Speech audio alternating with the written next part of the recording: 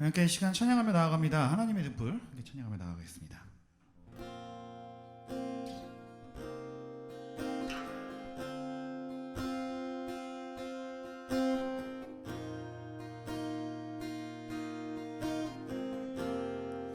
찬양합니다. 긴 어둠 속에, 긴 어둠 속에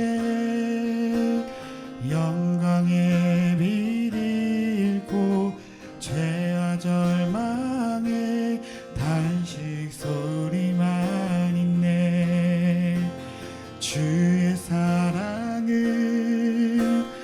여전히 날 기다리시며 날 부르시네. 하나님은 나의 꺼지지 않는 등불이시니. 다시 한번 긴 어둠 속에, 긴 어둠 속에 영광의 빛이 잃고 죄와 절망의 단식 소리만 있네. 주의 사랑은 여전히 날 기다리시며 날 부르시네. 하나님은 나의 꺼지지 않는 등불이시니. 주는 나의 빛 구원이시니. 내가 누구를 두려워하리. 주가 찾으시는 종이 되어 나는 주만 섬기리. 주는 나의 힘 소망 되시니.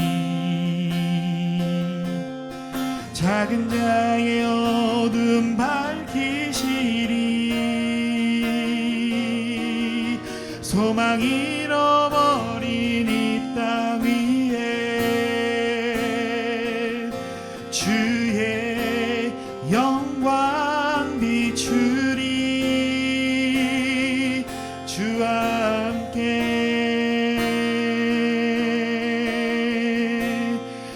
다시 한번 긴 어둠 속에, 긴 어둠 속에 영광의 빛이 잃고 죄와 절망의 단식 소리만 있네.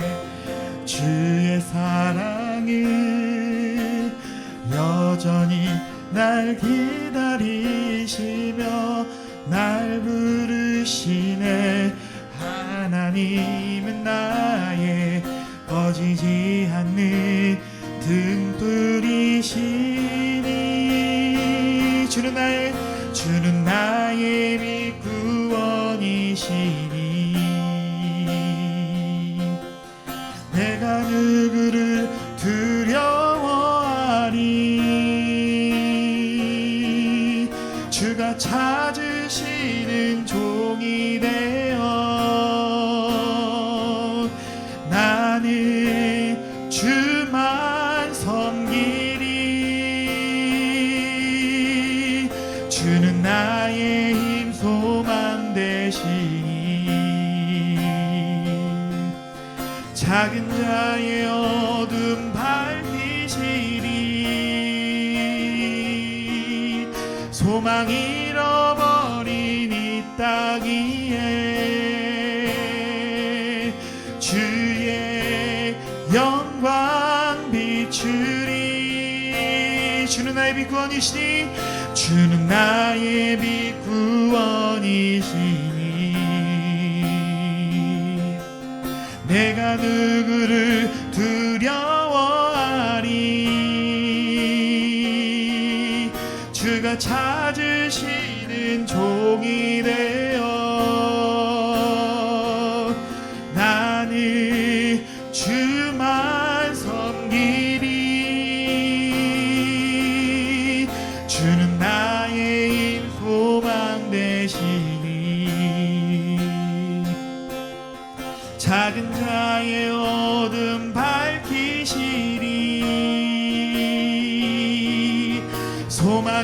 잃어버린 이 땅 위에 주의 영광 비추리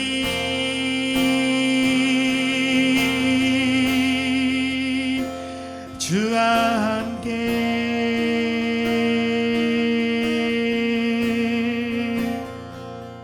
아멘. 우리 계속해서 주님의 이름을 찬양하며 나갑니다.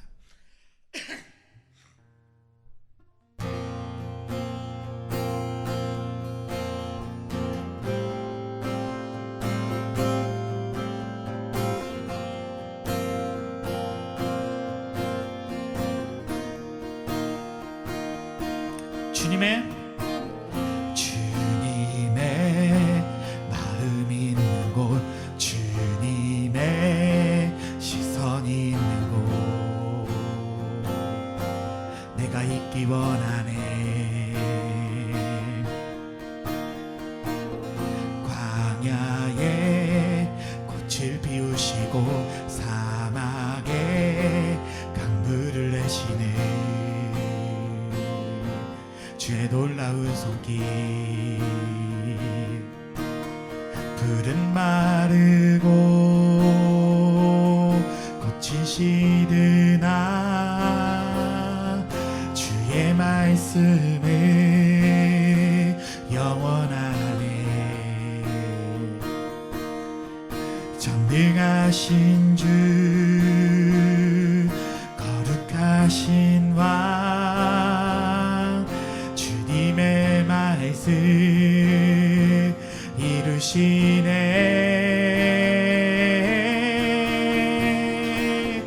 나의 마음 주의 성전이 되어 영원한 주의 말씀을 향해 주의 마음 있는 곳으로 나의 삶 주시 주의 나라를 향해 주의 시선이 있는 곳, 주님의 마음 있는 곳, 주님의 시선이 있는 곳, 내가 있기 원하네.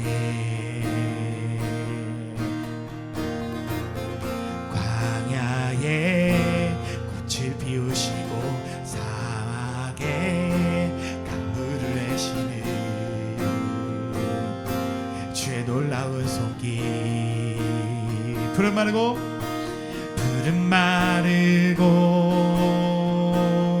꽃이 시드나 주의 말씀은 영원하네.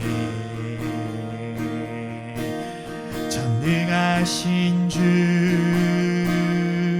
거룩하신 왕, 주님의 말씀 이루시네. 나의 마음 주의 성전이 되어 영원한 주의 말씀을 향해 주의 마음 있는 곳으로 나의 삶 주의 말씀을 따라 이루시 주의 나라를 향해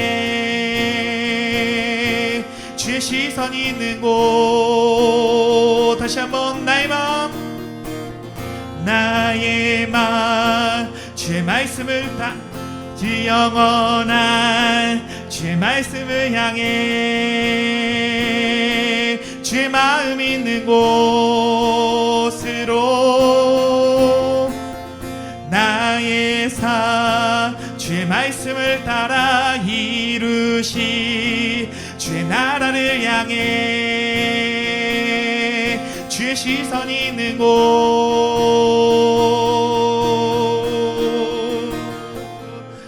아멘. 마지막으로 우리는 주의 움직이는 그 영을 찬양합니다.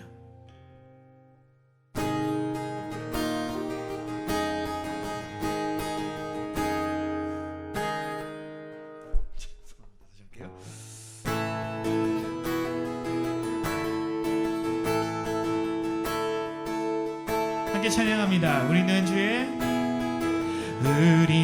주의 움직이는 교회, 이곳은 주님을 위한 자리. 내가 기도하는 모든 땅 위에서 하나님 예배받을 그날을 고대하네.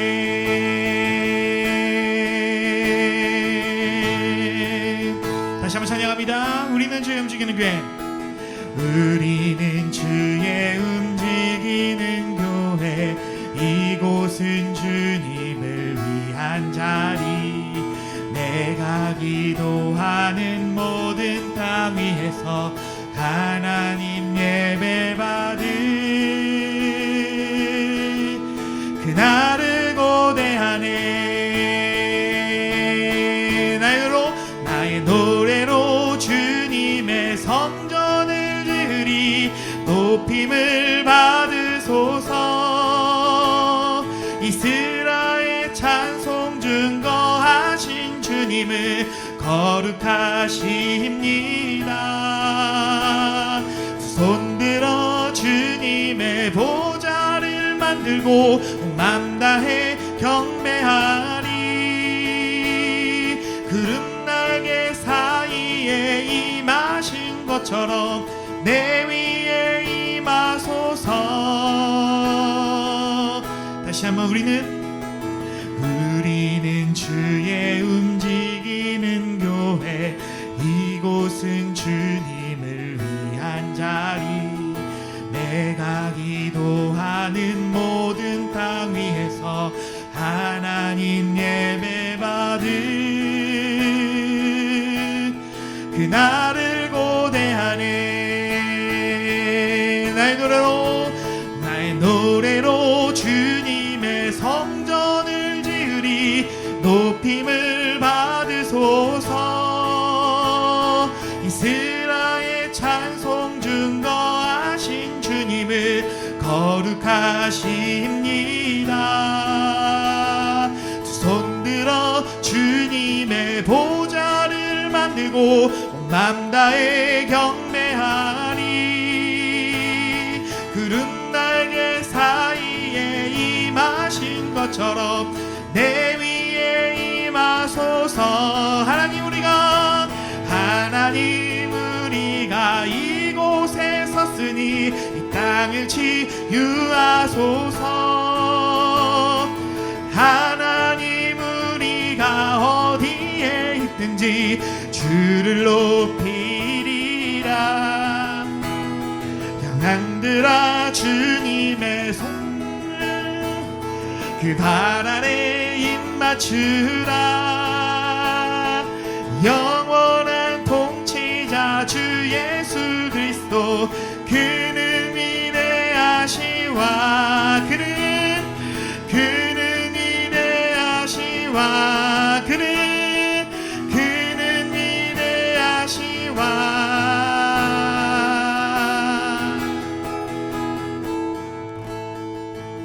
네, 주님을 찬양합니다.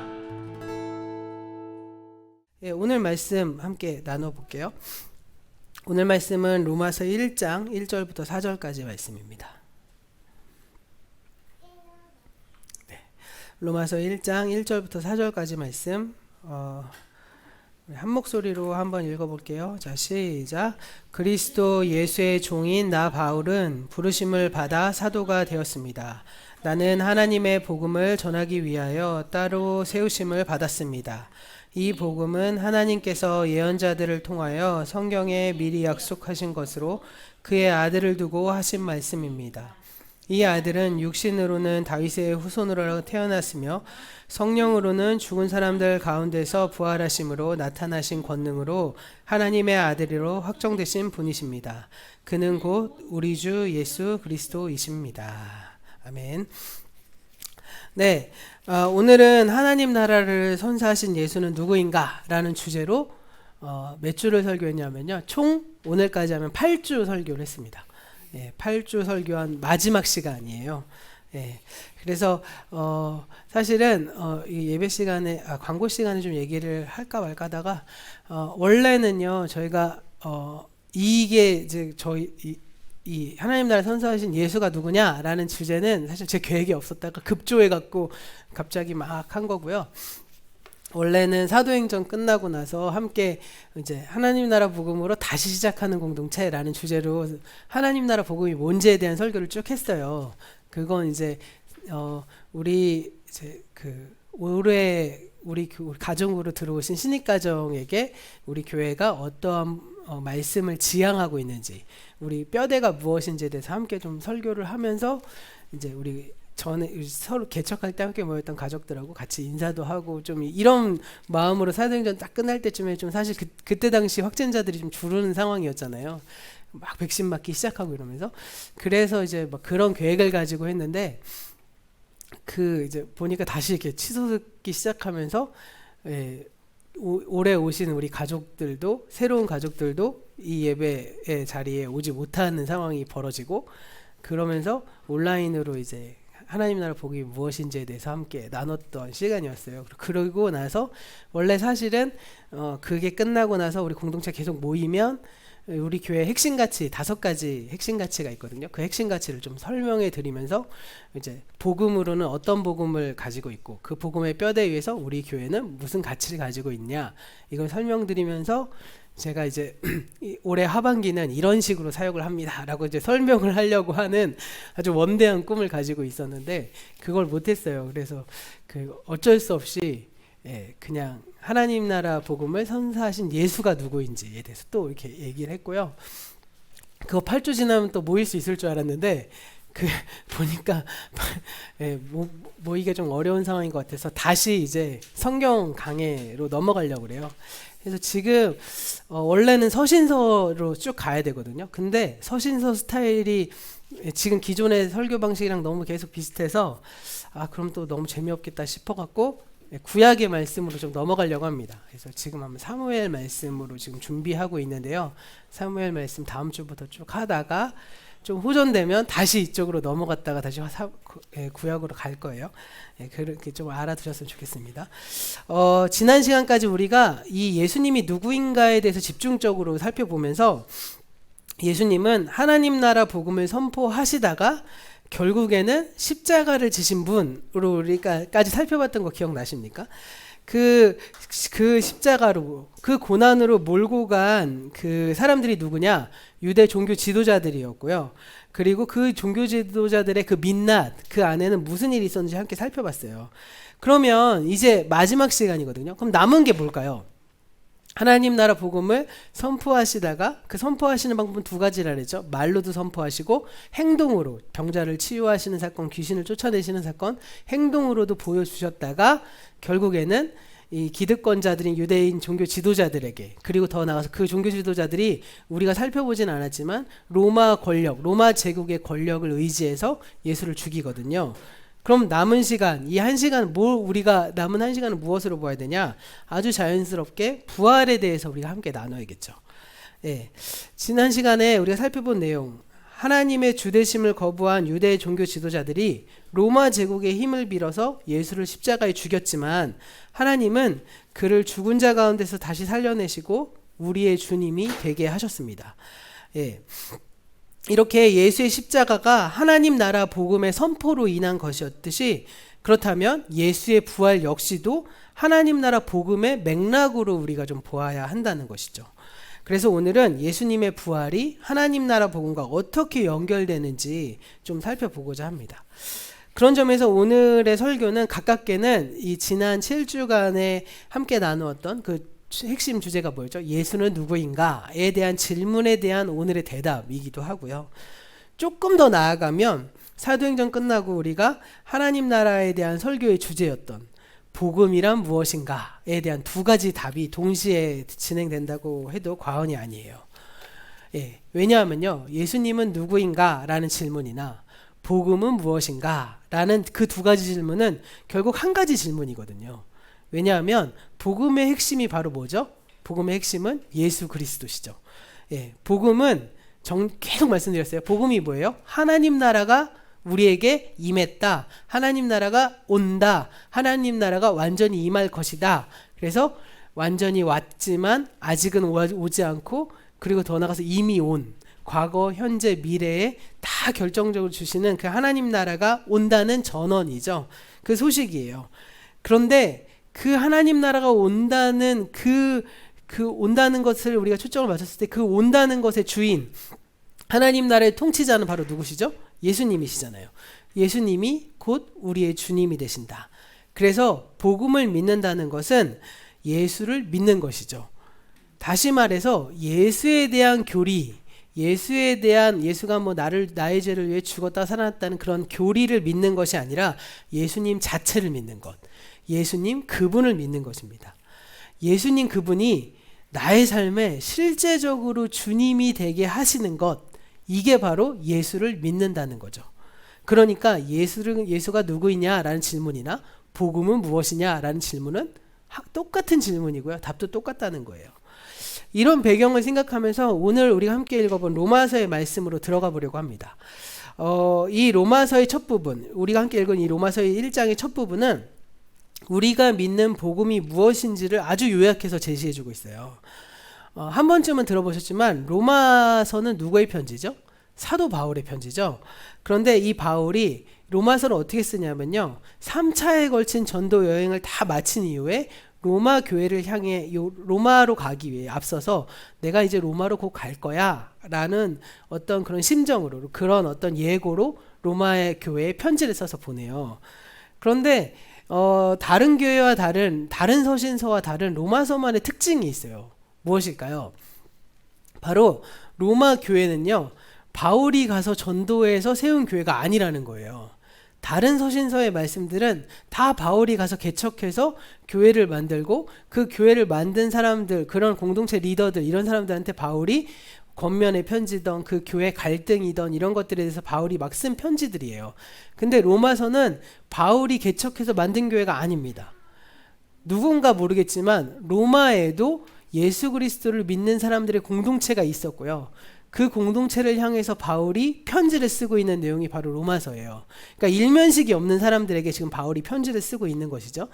그럼 다른 서신서와는 다른 어떠한 시작점이 다르겠죠. 예를 들면 제가 만약에 그러니까 2000년 전의 스타일이라면 제가 이음교회만 하는 게 아니라 다른 교회도 하고 있으면 이음교회 성도들한테 제가 안부 편지를 쓴다고 생각해 보세요. 그럼 어떻게 될까요? 잘 있었니? 그때 무슨 일이 있었는데 그때 너무 고마웠어. 이런 식으로 편지를 쓰겠지만 로마 교회에 보내는 편지는 어떨까요? 가장 먼저 쓰는 내용이라면 자기소개를 해야겠죠. 나는 어떤 사람이고 내가 곧 로마로 갈 거고 그때 만났으면 좋겠고, 이런 내용을 쓸 겁니다. 그런 점에서 로마서는 다른 서신서와 좀 다른 시작점을 갖고 있는데, 안부 인사 이런 것들은 거의 없고요. 예, 바울 자신을 소개하는 내용, 더 나아가서 바울이 전하고자 하는 복음이 무엇인지를 설명하는 내용이 바로 로마서의 주된 내용이에요. 그렇기 때문에 사실 로마서가 기독교 신학의 정수라고 말하는 거예요. 왜냐하면 바울이 나는 어떤 사람이고 내가 전하는 복음은 이런 거야 라고 하는 내용들을 쫙 정리하고 있기 때문에. 그리고 왜 로마서를 보내냐면, 이거는 번외인데 로마서를 쓴 목적은 로마 교회에 그때 당시 땅끝이라고 말했던 스페인 지역에 복음을 전하기 위해서 좀 후원자들을 찾는, 그러니까 로마 교회가 스페인 선교의 후원자가 좀 되셨으면 좋겠다는 심정을 담아서 쓴 편지이기 때문에 다른 서신서와는 좀 다른 특색적인 의미를 가지고 있습니다. 그래서 바울은 로마서를 쓰면서 초기에 자기소개를 할 뿐만 아니라 무엇보다 자신이 전하는 복음에 대해서 함께 얘기하고 있다는 거예요. 그 내용이 바로 오늘 읽어본 내용에 아주 간략하게 딱 내어 있는데, 먼저 로마서 1장 1절의 말씀만 함께 한번 읽어보려고 해요. 예, 다음 화면 보시면 로마서 1장 1절의 말씀 보시면 함께 읽어볼게요. 자, 시작. 그리스도 예수의 종인 나 바울은 부르심을 받아 사도가 되었습니다. 나는 하나님의 복음을 전하기 위하여 따로 세우심을 받았습니다. 예, 바울이 그리스도의 종으로서 부름을 받아서 사도가 됐다라고 나오죠. 자기소개를 하고 있는 거예요. 나도 사도의 권위를 가지고 있어. 그런데 내가 왜 사도가 되었느냐? 하나님의 복음을 전하기 위해. 하나님의 복음이 뭐죠? 우리로 따지면 하나님 나라의 복음을 전하기 위해 나는 따로 세우심을 받았어. 왜 따로 세우심을 받았을까요? 바울은 이방인의 사도였다는 것이죠. 예, 난 유대인에게 복음을 전하는 것이 아니라 이방인에게 하나님 나라의 복음을 전하기 위해 따로 세우심을 받아서 사도가 되었다라고 자기소개를 하고 있는 거죠. 그럼 여기서 나오는 복음의 내용은 무엇일까요? 이어지는 2절부터 4절의 말씀이 담겨 있거든요. 좀 길지만 로마서 1장 2절부터 4절의 말씀 우리가 함께 또 한번 읽어볼게요. 자, 시작. 이 복음은 하나님께서 예언자들을 통하여 성경에 미리 약속하신 것으로 그의 아들을 두고 하신 말씀입니다. 이 아들은 육신으로는 다윗의 후손으로 태어나셨으며 성령으로는 죽은 사람 가운데서 부활하심으로 나타내신 권능으로 하나님의 아들로 확정되신 분이십니다. 그는 곧 우리 주 예수 그리스도이십니다. 자, 이 복음은 하면서 복음에 대한 설명하죠. 2절과 3절. 오늘은 4절 말씀을 좀 집중해서 설명을 드릴 건데 그래도 간략하게 2절 3절 말씀의 내용을 살펴보자면 이 복음, 하나님이 오셔서 나의 주님이 되신다, 우리의 주님이 되신다. 그 복음은 이미 하나님께서 예언자들을 통해서 성경에 미리 약속하셨대요. 이게 무슨 말일까요? 구약에 이미 있는 내용이라는 거예요. 구약에도 이미 기록되어 있고 그의 아들 예수를 두고 하신 말씀입니다. 이 아들 예수는 육신으로는 다윗의 후손에서 태어났다 이렇게 말을 하고 있어요. 자, 그런데 이 말씀 하나하나가 다 2절 말씀, 3절 말씀이 다 하나하나의 설교예요. 신학적인 근거를 가지고 있기 때문에 하나하나의 설교거든요. 그래서 이거를 다 설명하면 너무 시간이 길어지기 때문에 오늘은 4절 말씀을 좀 토대로 설명을 드리려고 그래요. 자, 그래서 이 4절 말씀만 보면요. 4절이요. 어떻게 보면 크게 성경은 원문 성경을 보면 두 가지 번역으로 이렇게 양갈래가 이렇게 나눠져서 설명이 돼요. 이해가 되시나요? 그러니까 이 원어를 해석할 때 대부분의 경우에 두 가지 버전으로 해석이 돼서 이렇게 성경이 쓰여지거든요. 그러니까 왜냐하면 어느 구절 때문이냐면 저 노란색으로 쓰여진 권능으로라는 말씀 보이시나요? 이 권능으로라는 이 단어 하나를 어디다가 놓고 해석을 하느냐에 따라서 해석이 완전히 달라집니다. 그래서 이 권능으로를 앞에로 붙이느냐 이 권능으로를 뒤로 붙이느냐에 따라서 해석이 달라진다는 거예요. 이 권능으로라는 말을 이 헬라어 어구를 영어로 바꾼 직역한 말씀을 하면 in power예요. in power. 예. 그래서 이 in power를 앞으로 붙이느냐. 그래서 죽은 사람들 가운데서 부활하심으로 나타낸 권능 in power로 해석이 되면 우리가 방금 읽어본 이 세 번역의 해석처럼 해석이 되는 거예요. 그러니까 세 번역의 해석은 이 권능으로를 어디다 갖다 붙인 거라고요? 앞으로. 예, 성령으로는 죽은 사람 가운데서 부활하심으로 나타내신 권능. 이거예요. 이렇게 해요. 이렇게 해석이 된 거예요.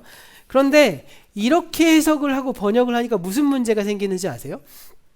뒤에 부분이 중요하지가 않게 해석이 돼요.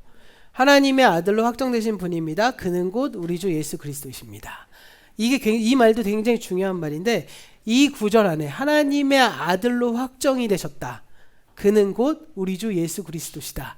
라는 이 말씀이 사실은요 정말 중요한 말씀이에요. 왜요? 우리가 지금까지 살펴본 하나님 나라 복음의 의미잖아요. 하나님의 아들로 확정되셨다. 예수가. 그게 무슨 뜻일까요? 이거 해석 잘못하면 예수님이 원래 인간의 몸으로 오셨는데 여러 가지 미션을 통과해서 하나님의 아들로 확정됐다 이렇게 해석되죠. 근데 원어는 그런 뜻이 아니고요. 그게 아니라 하나님의 나라의 주인은 누구죠? 하나님 나라의 주인은 하나님. 그런데 예수가 하나님의 통치자로 하나님 나라의 통치자로 확정되었다라는 뜻인 거예요. 예. 그게 바로 예수다 이렇게 말을 하고 있는 거예요. 그러니까 이게 잘 드러나지 않아요. 이렇게 해석이 되니까.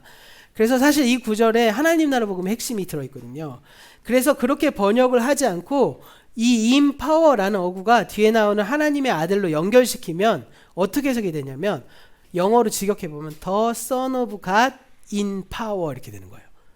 뭐예요? Son of God in power. 하나님의 아들의 힘. 하나님의 아들의 능력 이렇게 해석이 되는 거예요. 그러니까 이걸 직역해보면 제가 설교 자료에는 이 화면에는 준비 안 했고 설교 자료를 보면 이렇게 직역할 수 있어요. 예, 화면 이렇게 설교 자료 보시면 이렇게 됐죠. 성령으로는 죽은 사람들 가운데 부활하심으로 권능 가운데 있는 하나님의 아들로 확정되었다. 무슨 의미인지 잘 모르시겠죠? 예. 그래서 이 권능이라는 말, 이게 통치권, 하나님 나라의 통치권이라는 의미인데, 그걸 담아서 사절로 다시 한번 해석을 전체적으로 했어요. 예. 원래 사절은 보면 뭐라고 말해요? 성령으로는 죽은 사람들 가운데서 부활하심으로 나타내는 권능으로 이렇게 딱 끝나잖아요. 그러니까 그렇게 해석 안 하고 이렇게 해석하면 돼요. 예수님은 죽은 사람들 가운데서 부활하심으로 하나님의 통치권을 대행하는 하나님의 아들로 확정되셨다는 것입니다. 라고 이렇게 바울이 설명하는 거예요. 그러니까 하나님의 통치권을 대행하는 하나님의 아들로, 이걸 다시 말하면 어떻게 될까요? 하나님 나라의 주님으로 확정되셨습니다. 라는 뜻인 거예요. 오늘 좀 어렵죠? 이게 단어가 되게 굉장히 어려워요. 이 인파워를 뒤쪽으로 붙이니까 뭐가 됐어요? 예수님께서 죽은 사람들 가운데 부활하셔서 하나님의 아들로 확정되는 그 능력을 가지고 계셨다. 그분이 예수다. 이렇게 설명을 하고 있는 거예요. 그래서 이 말씀을 좀 심화시켜서 좀 설명을 드릴게요. 예, 이거는 좀 기억하지 않으셔도, 이렇게 됐구나 한번 가지시고 이 설명을 들으시면 아마 이해가 되실 겁니다. 자, 잠깐 설명드리지만 하나님 나라의 왕은 누구죠? 하나님이시죠. 하나님 나라니까 하나님이 왕이시죠.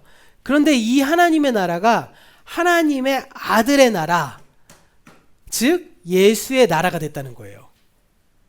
이 구약에서는 엄청난 개념이거든요. 구약 사람들한테는. 우리는 삼위일체 하나님에 대한 인식이 그냥 훅 들어왔기 때문에 하나님, 예수님 같은 분, 하나님의 나라는 예수님 나라, 이게 그냥 이꼴되지만 당시 사람들에게 하나님의 나라가 그럼 언제 예수의 나라가 된 거야? 이렇게 해석이 될 수밖에 없어요. 그러면 언제 하나님의 나라가 하나님의 아들의 나라 혹은 예수의 나라가 되었을까요?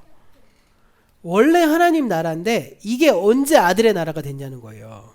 언제 아들이 아버지의 왕위를 이어받은 걸까요? 예. 오늘 말씀 4절의 말씀으로 보면 어떻게 될까요? 누구 때문에? 부활을 통해서 죽은 자 가운데 다시 살아나심으로 하나님의 아들의 하나님의 왕권을 이어받는 하나님 나라의 주인이 되셨다라는 뜻이죠. 그러니까 다시 정리해 보자면 예수님은 죽은 자들 가운데 부활하심으로 하나님의 통치권을 대행하는 우리의 주님이 되셨다라는 뜻입니다. 그러니까 지난 주일까지 살펴온 이 마태복음의 개념으로 살펴보자면 이 땅에 사시는 동안 예수님은요, 어떤 분이셨죠? 하나님 나라의 선포자세요. 다르게 말하면 하나님 나라의 메신저죠, 예수가. 예. 그러니까 그 예수님이 공생의 활동을 할 때까지는 그 하나님의 나라는 어떤 나라죠? 누구의 나라죠? 아직은 왕이 하나님이신 거예요. 예. 그 하나님의 나라가 아직 예수님이 공생의 기간 동안에 선포하시고 그 공생의 동안에 예수님이 그 하나님 나라 복음에 대해 설명을 하셨을 때 그때까지는 그 하나님 나라의 주인은 하나님이셨다는 거예요. 그러니까 그리고 예수님은 누구셨을까요? 그 나라를 설명하고 선포하는 메신저의 역할을 하셨다는 거죠. 그런데 로마서 1장을 보니까 바울이 어떻게 됐어요? 예수님이 더 이상 하나님이 왕이라고 선포하는 메신저가 아니라 그 자신이 하나님 나라의 통치자가 된 것이죠. 선포하던 분이 이제는 선포되시는 분이 된 거예요. 왕이 메신저가 된 거죠. 예, 그러니까 왕의 메신저가 왕이 된 거죠. 예, 저도 헷갈리네요. 근데 그 분기점이 바로 어디서 왔다고요? 부활로 인해서 왔다는 거예요. 그러니까 사실은요, 예수의 부활은 중요하고 뭐 십자가는 그렇게 중요하지 않게 여기고 이러면 안 돼요. 하나님 나라 복음의 입장에서 보자면 십자가도 무지 중요하고요, 고난도 무지 중요하고 부활도 무지무지 중요합니다. 예. 예수님이 죽은 사람들 가운데서 부활하심으로 하나님 나라의 통치자가 되셨다는 거예요. 다시 지난주의 설교로 돌아볼까요? 예수님이 이 땅에 오셔서 하나님 나라, 하나님의 주되심을 선포하셨어요. 그리고 그 결과 십자가에 못 박혀 죽으셨죠. 그 이유는 무엇이었을까요? 포도원 농부의 비유에서처럼 이 땅의 권력을 가진 사람들, 이 땅의 질서를 가진 사람들이 하나님의 주되심을 거부하고 그들 자신이 주인 노릇을 하려고 했기 때문이었죠. 그럼 여기서 다시 한번 질문할 필요가 있어요. 하나님의 주되심을 거부하고요, 하나님 대신 주님이 되기 위해서 하나님과 다투고 겨루는 존재, 그런 존재가 있다면 바로 그 존재가 누굴까요? 그 존재는 사탄이죠. 예. 우리의 주님은 오직 하나님 한 분이십니다. 그런데 그 주인의 자리, 주님의 자리를 놓고 하나님과 겨루는 존재가 있다면 그것은 바로 사탄이겠죠. 예. 복음서에는 표면적으로는 그 존재가 유대교 지도자들과 로마 제국으로 나타나고 있어요. 그런데 어떻게 보면 그래서 이제 그 유대교 지도자들과 로마 제국이 힘을 합해서 예수님을 십자가에 죽였구나 이렇게 해석할 수 있죠. 하지만 이런 가해자들의 배후에 뭐가 있어요? 사탄이 있다는 거예요. 그걸 잘 드러낸 말씀이 바로 누가복음의 말씀인데 누가복음 22장 3절의 말씀에 가룟 유다가요. 유대 지도자들과 모의해서 예수를 십자가에 못 박아 죽이려고 했을 때 그것을 실제로 움직이는 대상이 누구였냐? 그 존재가 바로 사탄이었다라고 말하고 있어요. 그리고 이어지는 누가복음 2장 53절의 말씀을 보면 그들이 바로 어둠의 권세, 즉 사탄의 세력이었다라고 말하고 있습니다. 이것을 토대로 볼 때 예수님은 바로 그 사탄의 세력에 의해 십자가를 지고 돌아가신 것이죠. 네. 여기까지 이해되시나요? 네, 그럼 여기까지 이해가 됐다고 하더라도 또 우리가 한 가지 짚고 넘어가야 될 문제가 있어요. 바로 뭘까요?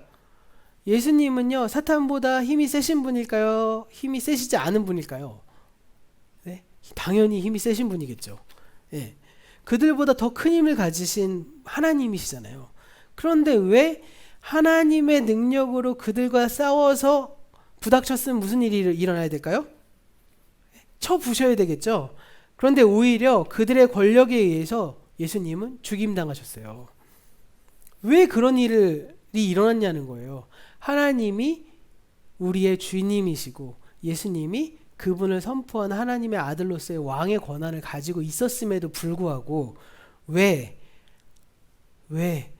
하나님은 그 십자가에서 예수를 그렇게 무기력하게 죽일 수밖에 없었느냐? 왜 그랬을까요? 예. 왜 그 문제에 대한 그 지점을 우리가 해석하고 넘어가야 된다는 겁니다. 왜 예수님이 하나님의 능력으로 그들을 쳐부수지 않으시고 그들의 권력에 죽임당하시는 방법을 사용하셨을까? 그것은요, 권력의 방법으로는 권력을 이길 수 없기 때문입니다. 권력을 잡아서 그 권력으로 통치하는 것은요, 2세대의 질서가 진행되는 그런 방식이에요. 2세대의 질서는요, 끊임없이 위로 올라가려고 하는 움직임이 있죠. 그 권력으로 아랫사람을 찍어 누르고 더 높은 곳으로 올라가서 더 큰 권력을 쟁취한 다음에 다시 그 권력으로 더 높은 권력에 도전합니다. 그래서 가장 높은 곳에 올라가서 가장 큰 권력을 거머쥔 사람들이 이 세상을 지배하고 제패하는 방식이죠. 그래서 이것을 우리는 제국의 질서라고도 부르기도 하고요. 구약의 개념으로 하자면 파라오의 질서라고 부르기도 하는 겁니다. 그런데요, 그 권력은 결코 오래가지 못한다는 거예요.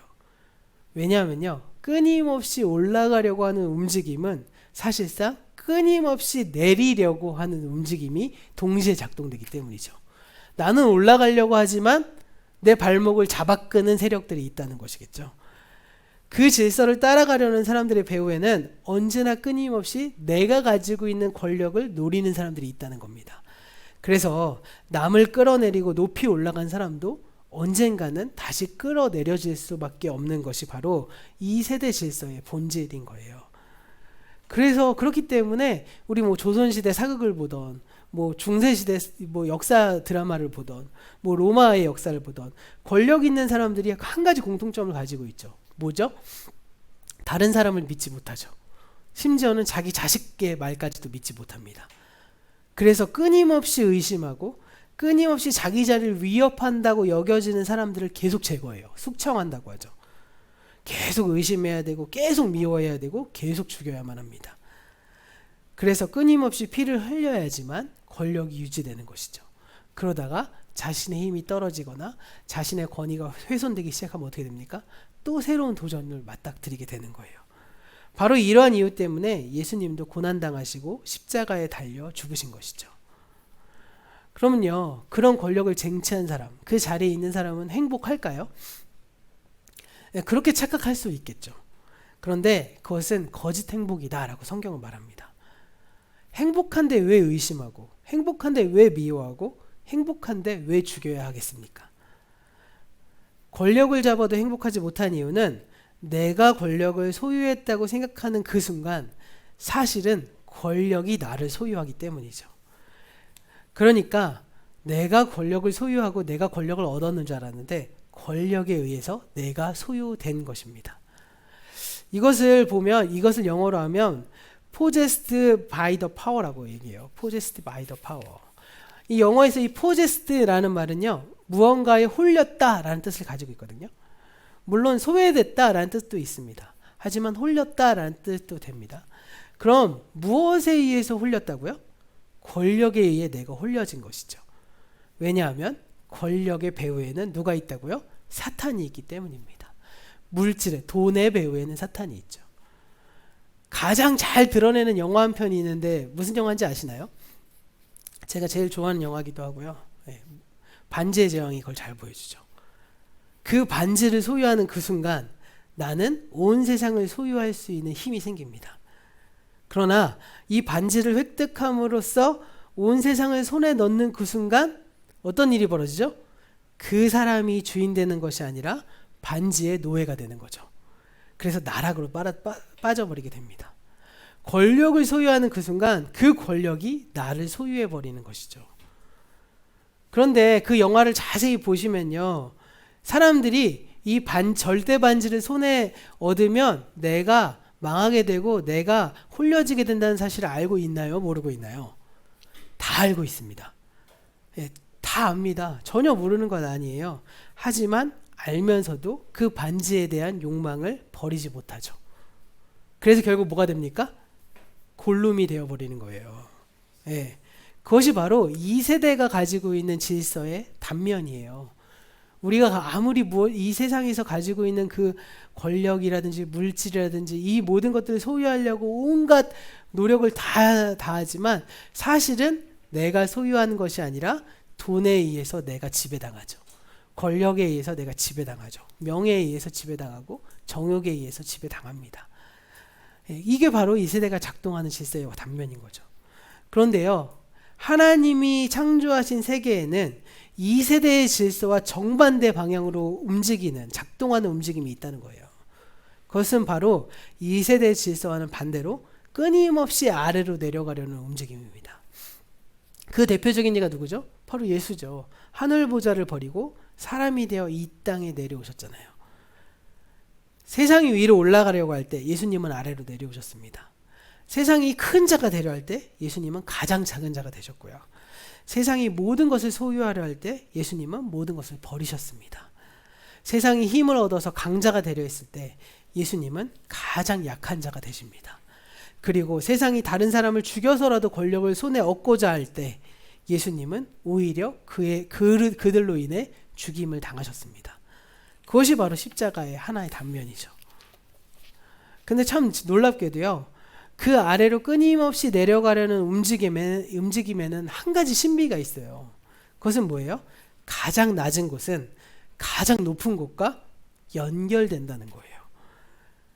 가장 낮은 곳에 도달하고 나면 내가 끝내는 줄 알았는데, 내 인생이 끝인 줄 알았는데 사실 그곳이 가장 높은 곳이었다는 사실을 알게 되는 거죠. 이게 바로 성경이 말하는 놀라운 신비입니다.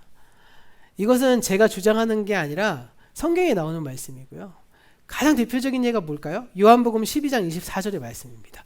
요한복음 12장 24절의 말씀 화면 틀어주시면요, 우리 함께 읽어볼까요? 시작. 내가 진정으로 너희에게 말한다.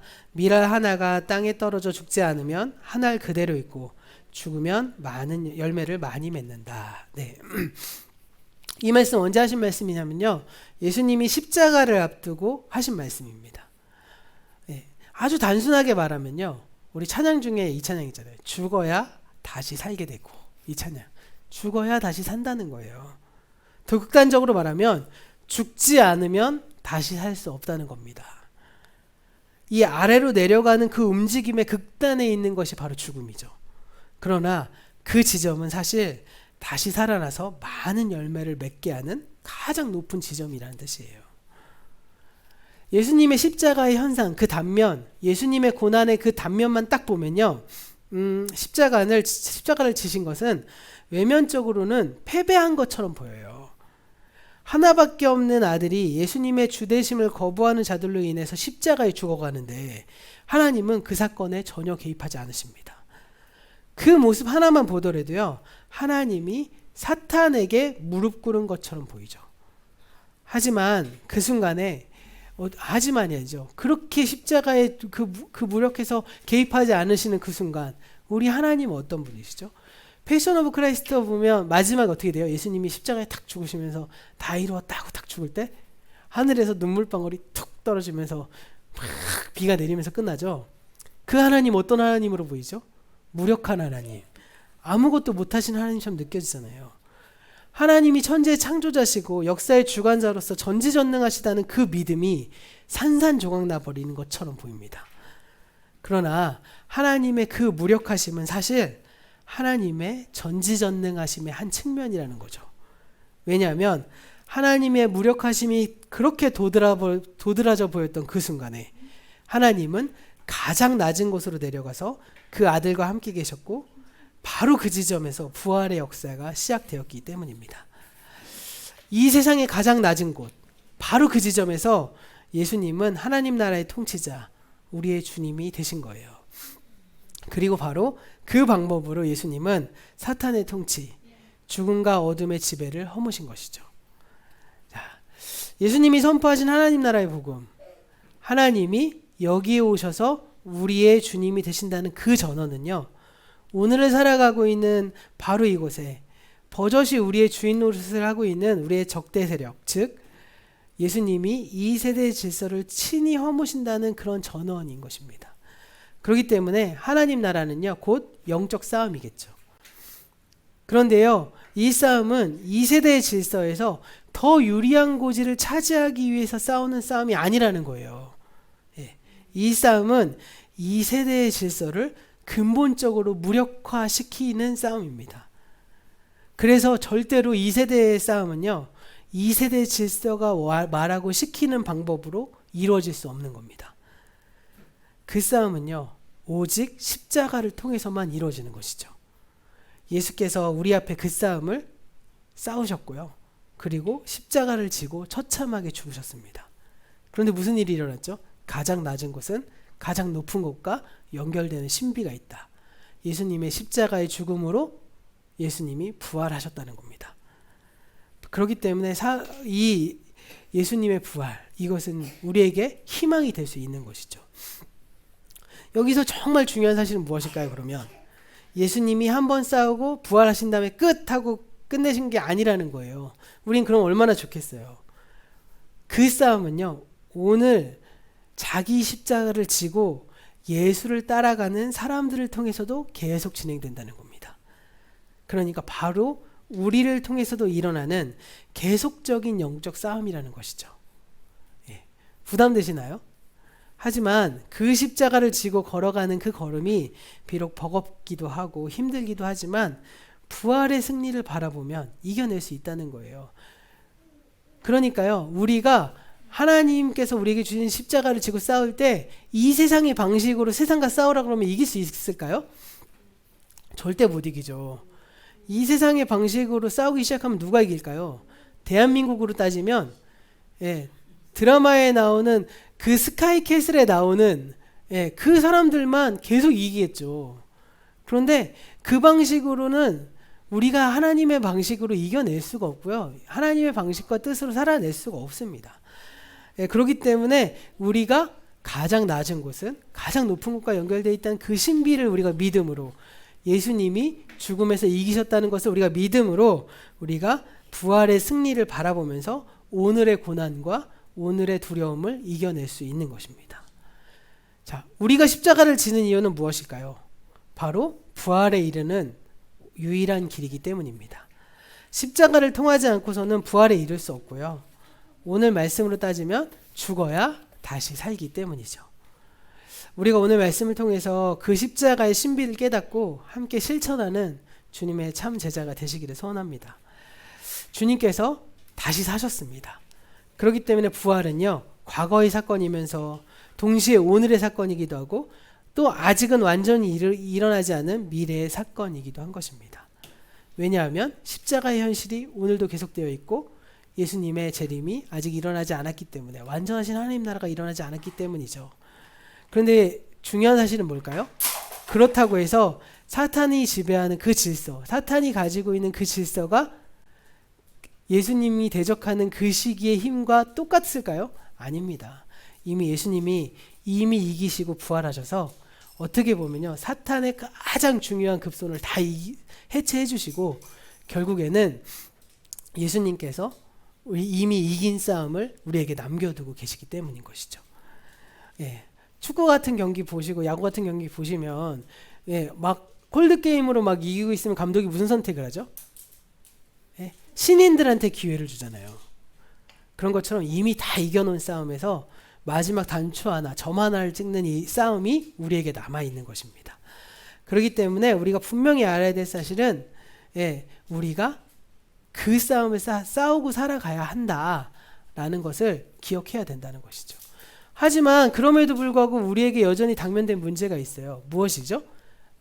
사단이 힘이 다 떨어졌다고 하지만 여전히 우리에게는요, 버거운 싸움이라는 거예요.